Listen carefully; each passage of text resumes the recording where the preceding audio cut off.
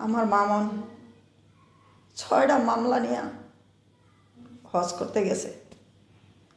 সেখানে গিয়া শুনতেছে যে ওর নামে ওয়ারেন্ট আইসা রয়েছে।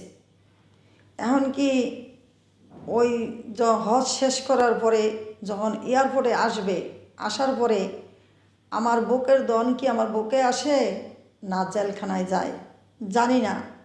আল্লাহ পাক রব্বিল আলামিন কি করে, যা আল্লাহর কাছে ও ক্ষমা চাইতে গেছে।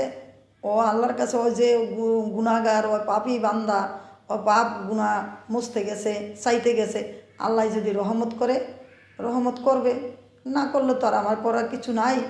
আমার 3টা ছেলে মেয়ে প্রতিবন্ধী, মা বাবা অসুস্থ, দেখার মতন আমার কেউ রইল না।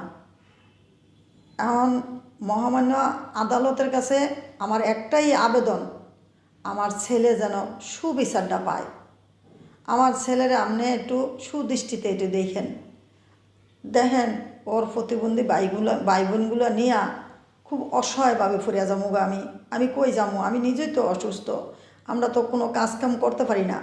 আজকে মামনের যদি আপনি নিয়ে জেলখানায় ভরে রাখেন, ওর মা বাবা ভাই বোন কে খাওয়াইব? স্যার আপনি একটু ক্ষমার দৃষ্টিকে ওরে দেখবেন,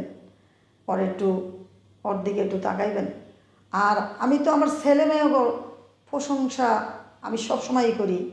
আমার মামন তো আমি বলেই আমার মামন সৎ ছেলে, কারণ আমার পাশে আছে। আর আমার অনেক ছেলেমেয়েরা প্রবাসে আছে, বাংলাদেশে আছে, বিভিন্ন জায়গায় আছে। আমি সব ছেলেমেয়েদের জন্য দোয়া করি। মামুন কিন্তু হজে গিয়া সবার জন্য দোয়া করছে, যত ভাই বোন যারা আছে সবার জন্য দোয়া করছে। আমিও দোয়া করি সবার জন্যে। তোমরা সবাই মামনের প্রতি একটু সাপোর্ট করিও। মামন যেন আমার বুকের দন বুকে আবার ফিরে আসে, ও যেন জেলে না যায়। একদম